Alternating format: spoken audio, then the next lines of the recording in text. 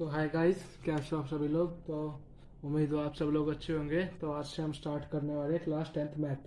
तो जो class 10th का मैथ है वो हम चैप्टर 2 से स्टार्ट करेंगे, जो कि है पोलिनोमियल। तो पोलिनोमियल्स,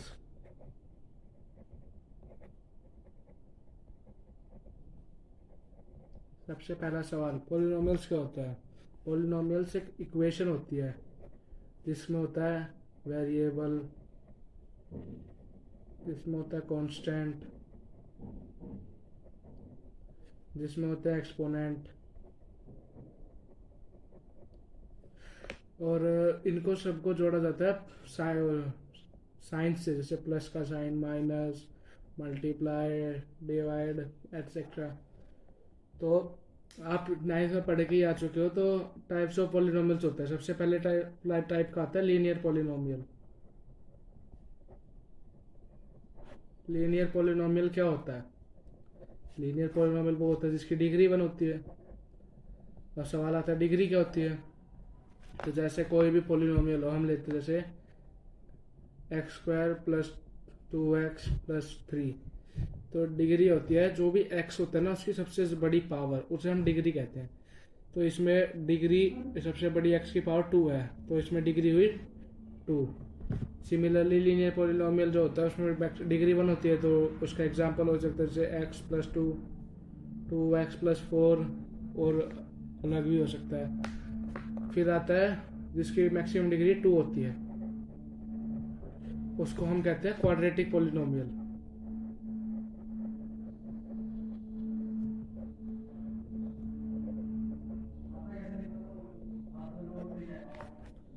क्वाड्रेटिक पॉलिनोमियल जैसे इसके एग्जांपल हम, जैसे एक तो अभी आप मैंने दे दिया x square plus 2x plus 3। हम एक और एग्जांपल ले सकते हैं 3x square plus 4x plus 5 और भी इक्वल टू 0। फिर अगर हम डिग्री 3 ले लेते हैं तो जिसकी मैक्सिमम पार्ट x की 3 होती है उसे हम क्यूबिक पॉलिनोमियल कहते हैं। क्यूबिक पॉलिनोमियल, इसके एग्जांपल ले सकते हैं x cube plus 4x plus 2, x cube 3x cube plus 2x square plus 2 equal to 0 etcetera. तो जो एक लीनियर पॉलिनोमियल होता है उसकी जो स्टैंडर्ड फॉर्म होती है, स्टैंडर्ड फॉर्म क्या होती है लीनियर पॉलिनोमियल की। तो वो होती है ax प्लस बी। सिमिलरली तो अगर हम क्वाड्रेटिक लें, यहाँ पे a नॉट इक्वल टू 0 होता है। a कभी भी 0 के इक्वल नहीं होता। b कोई भी कांस्टेंट होता है। अगर हम सिमिलरली क्वाड्रेटिक ही ले तो ये हो जाती है ax square plus bx plus c equal to 0। 0 नहीं, इसमें भी a कभी भी 0 के इक्वल नहीं हो सकता। c कांस्टेंट होता है। क्यूबिक के लिए ले तो क्यूबिक में होता है ax cube plus bx square plus cx plus d equal to, यहाँ पे a नॉट इक्वल टू 0 और d कांस्टेंट।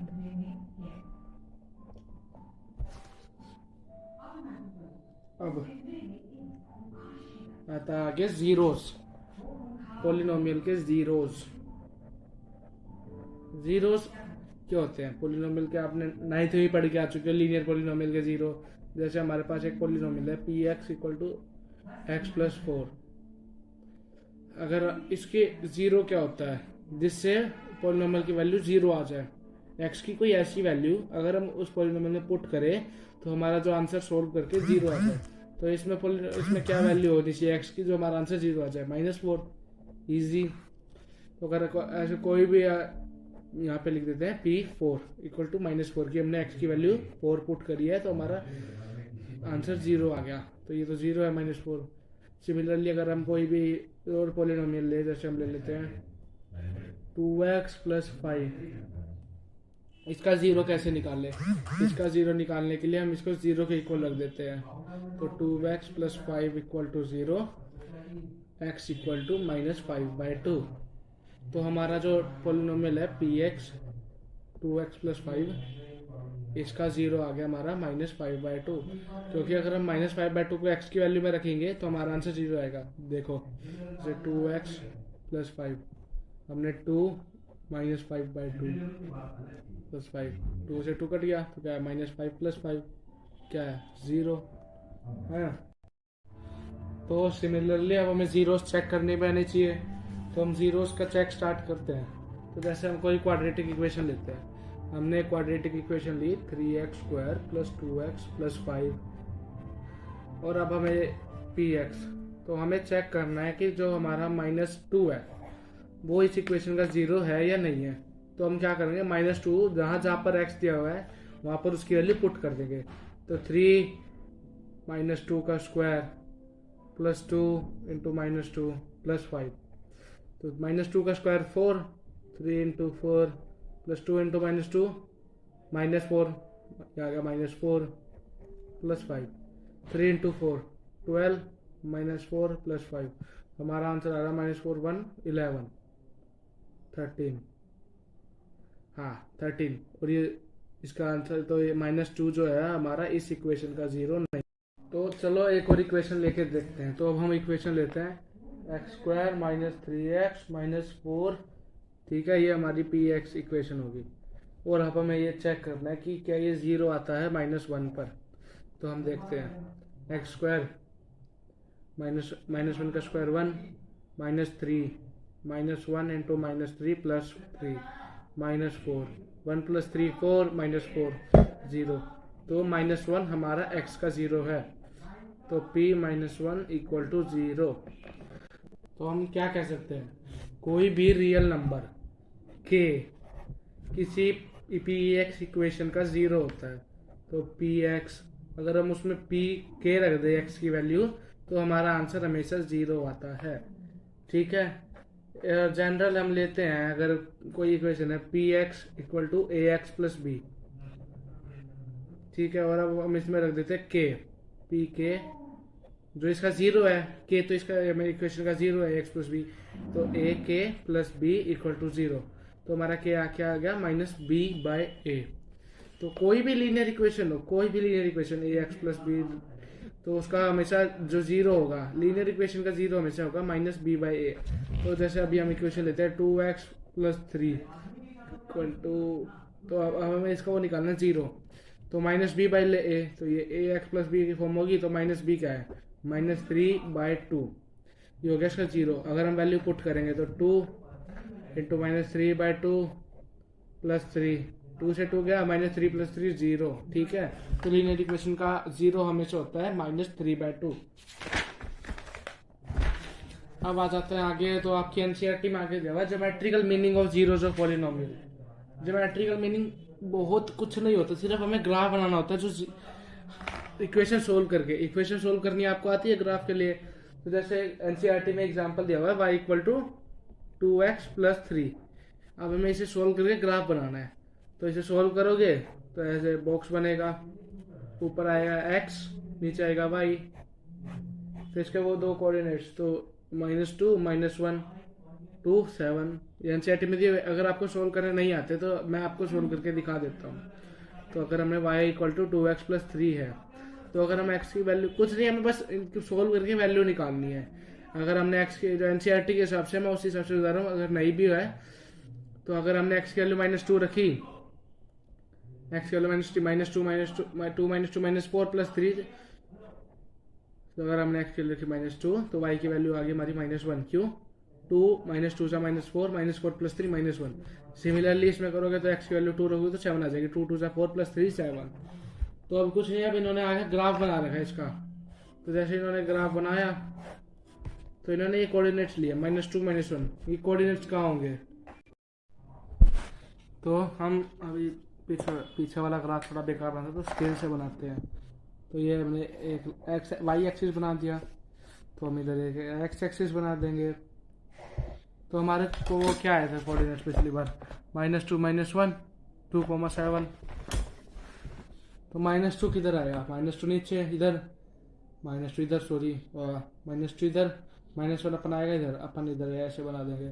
तो दूसरे कोऑर्डिनेट्स क्या अपने 2,7, तो 2 इधर आएगा कहीं, इतनी दूरी पे, 2 यहाँ पे आएगा और 7 यहाँ पे आएगा कहीं। तो अगर हम अभी लाइन खींचे इन दोनों को ज्वाइन करें तो हमारा जो हमारी स्ट्रेट लाइन है, लीनियर इक्वेशन हमने क्योंकि लीनियर इक्वेशन ली थी, हमारी इक्वेशन क्या ली थी, linear equation y equal to 2x plus 3। तो लीनियर इक्वेशन का ग्राफ हमेशा स्ट्रेट लाइन आता है, तो स्ट्रेट लाइन आया। तो जो भी हमारे ग्राफ के हिसाब से अगर हम जीरोज निकालते हैं तो जहां भी हमारे ग्राफ एक्स एक्सिस को टच करता है ना, तो वो पॉइंट हमारे जीरोज आते हैं। तो जो इसके जीरोज आएंगे वो आएंगे हमारे -3/2, 0। क्यों? क्योंकि y एक्सिस पे हमने y एक्सिस पे नहीं है ना ये, तो y एक्सिस हमेशा हमारा जीरो होगा। तो हमारी तो क्या है equation, y equal to 2x plus 3, इसका जीरो आया -3/2। और अगर हम -b/a के हिसाब से जाएंगे तब भी यही आंसर आ रहा है -3/2। सॉरी वो नीचे था थोड़ा। तो y इक्वल टू 3x का हमारा आया, तो -b/a के हिसाब से जाएंगे तब भी हमारा आंसर -3/2 आ रहा है। अब हम आगे बढ़ते हैं, अब हम बढ़ते हैं क्वाड्रेटिक इक्वेशन के ग्राफ की तरफ। तो कुछ नहीं होता, सब कुछ सेम होता है। क्वाड्रेटिक इक्वेशन का ग्राफ क्या होता है, जैसे हमारे पास कोई क्वाड्रेटिक इक्वेशन है x² - 3x - 4, एनसीईआरटी की ले रहा हूँ। तो जब आप इसे सोल्व करोगे, एनसीईआरटी ने बहुत सारे सॉल्यूशन वो निकाल रहे हैं इसके, 1 2 3 4 5 6 8 वो पॉइंट्स निकाल रखे हैं। जरूरी नहीं आप 8 पॉइंट्स निकालो, जितने उससे ग्राफ बन जाए। हमारा जो क्वाड्रेटिक इक्वेशन का जो ग्राफ होता है ना, वो हमेशा इस शेप में होता है। इस शेप को क्या नाम देते हैं, इस शेप को कहते हैं पैराबोला। क्या? पैराबोला। तो ये जो हमेशा शेप होती है इसका नाम होता है पैराबोला। तो क्वाड्रेटिक इक्वेशन का ग्राफ इस शेप में होता है। तो हमें बस 1 2 3 4 पॉइंट पे काम चल जाता है, ठीक है। तो इतने जो एनसीईआरटी ने पॉइंट दिया ना, तो इससे घबराना नहीं है। तो जो इसमें मेन पॉइंट है मैं उसके हिसाब से लेता हूँ। तो हमारा जो पहला पॉइंट आ रहा है -1,0 आ रहा है।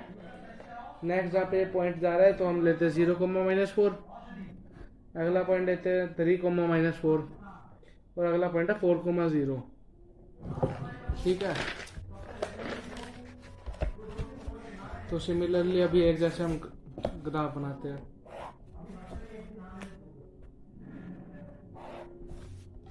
क्या क्या पॉइंट्स हमारे, -1,0, -1,0 इधर कहीं आएगा।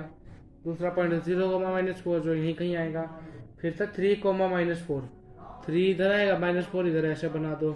फिर अगला पॉइंट अपना 4,0 लिया था ना, तो 4,0 अपना इधर ही आएगा, थोड़ा आगे कहीं। तो अगर हम ऐसे जाएं तो हमेशा ये ऐसे बनेगी। इसके जीरोस क्या आया हमारा, एक ये जीरो आया, एक ये जीरो आया। तो क्वाड्रेटिक इक्वेशन के कितने जीरो हो गए? 2। और क्वाड्रेटिक हमेशा इक्वेशन के मैक्सिमम जीरो भी 2 ही होते हैं। लीनियर इक्वेशन के 1, क्यूबिक इक्वेशन के मैक्सिमम जितने एट मोस्ट जा सकते हैं वो 3 होते हैं। मिनिमम से मिनिमम जीरो, आप जीरो भी आ सकता है, 1 भी आ सकता है, ज्यादा से ज्यादा 2 आएंगे। 2 से ज्यादा जीरो क्वाड्रेटिक इक्वेशन के कभी नहीं आएंगे। अब अगर हम क्यूबिक की का बात करें तो आगे पहले क्यूबिक से पहले एनसीईआरटी ने हमें टाइप्स ऑफ ये दिखा रखे हैं, टाइप्स ऑफ समझाना पड़ेगा, टाइप्स ऑफ ग्राफ। तो जैसे पहला एक ग्राफ हमें इसमें ऐसे दे रखा है। तो ये क्या है, वही है, 2 जीरोस है, एक इधर है एक इधर है, दोनों पॉजिटिव साइड पे एक्स की। तो ये अगला हमें दे रखा है ऐसे, वही सिमिलर 2 जीरो, एक पॉजिटिव साइड पे एक नेगेटिव साइड पे। दिक्कत क्या है? फिर हमें ऐसे दे रखा है, इसमें मैंने कहा था ना कि 1 जीरो भी हो सकता है, इसमें भी 2 जीरो है पर दोनों कोइंसाइड करके। कोइंसाइड मतलब दोनों की वैल्यू सेम है, जीरोस तो 2 है पर दोनों की वैल्यू सेम है। सिमिलरली इसमें कर लो, इधर भी दोनों की वैल्यू सेम है। फिर हमें आगे दे रखे ग्राफ ये वाले, एक इधर बन रहा है, दूसरा इधर बन रहा है। तो इसमें जो है ना ये एक्स एक्सिस को टच नहीं कर रहा, तो इसलिए इसमें जीरो वो है, जीरो जीरोस है, कोई भी जीरो नहीं है। अगर अब इसमें आगे दे रखा है क्यूबिक पोलिनोमियल का वो, तो जैसे एनसीईआरटी में क्यूबिक पोलिनोमियल का दे रखा है x³ - 4x, ये वो हमें दे रखी है इक्वेशन। तो अगर हम x³ - 4x ले रहे हैं तो इसमें आगे हमें वो पॉइंट्स दे रखे हैं एनसीईआरटी में। तो जो ये पॉइंट्स है, मैं कुछ नहीं, मैं सिंपल आपको बस ये समझाऊंगा कि क्यूबिक पोलिनोमियल का ग्राफ कैसे बन सकता है। क्यूबिक पोलिनोमियल का ग्राफ भी कैसे ही बन सकता है, आप ऐसे ले लो, ए इधर एक बार टच करा, इधर एक बार टच करा और इधर एक बार टच करा। 3 से ज्यादा क्यूबिक पोलिनोमियल का मैक्सिमम 3 होते हैं, तो कभी भी 3 से ज्यादा बार एक्स एक्सिस को क्रॉस नहीं करेगा क्यूबिक पोलिनोमियल का ग्राफ। तो एनसीईआरटी में जिस हिसाब से दे रखे आप देख लेना फिर अब आ जाते हैं एग्जाम्पल 1 पे। एग्जाम्पल 1 में क्या दे रखा है? एग्जाम्पल 1 में पहला ग्राफ बना रखा है ऐसे, हमें क्या बताना है? नंबर ऑफ जीरोस बताने हैं। तो पहला ग्राफ ऐसे कैसे दे रखा है? एक्स एक्सिस पे कितनी बार काट रहा है? ये एक बार काट रहा है बस, तो नंबर ऑफ जीरोस 1। सिमिलरली अगला अगला क्वेश्चन आ जाता है। अगला क्वेश्चन हमें दे रखा है ऐसे, एक्स एक्सिस पे 2 बार, जीरोस कितने हो गए? आप ही बता दो यार, बहुत आसान है। एग्जाम्पल 1 तो बहुत आसान है, आप कर लोगे, इसमें कोई भी दिक्कत नहीं है, पर फिर भी। तो अब हम आ जाते हैं एक्सरसाइज 1.1। एक्सरसाइज 1.1 भी बिल्कुल एग्जाम्पल 1 की तरह सेम है। क्या बताने हैं? Number of zeros. Number of zeros, पहला ग्राफ कैसा है? ऐसा एक्स एक्सिस पे काट रहा है? नहीं ना, तो जीरोस कितने में? 0, 1.1, क्वेश्चन 1, ठीक है। तो कितने जीरोस हो गए? 0। अगला graph, first part, second part. यार थोड़ा वो कंजस्टेड कर रहा, वो मतलब ऐसे ही राइटिंग है मेरी, तो समझ लेना, पर समझाऊंगा बहुत अच्छा। अगला ऐसे बना रखा है, कितनी बार काट रहा है एक्स एक्सिस पे? एक बार। कितने जीरो हो गए? 1। अगला ग्राफ देखते हैं, थर्ड पार्ट कैसे दे रखा है ग्राफ? ऐसे। तो कितनी बार काट रहा है? 1, 2, 3। अरे भाई बहुत आसान क्वेश्चन है यार। Exercise 2.1, shit 2.1, sorry. Next question, fourth part कैसे है? ऐसे। कितनी बार? 1, 2। अगला फिफ्थ कैसे है? अरे वाह, साफ बना रहा है। ए था था था था था था था था था था 1, 2, 3, 4 टाइम्स, 4 जीरो। अरे बहुत आसान है। फिफ्थ पार्ट आप खुद करना। तो गाइस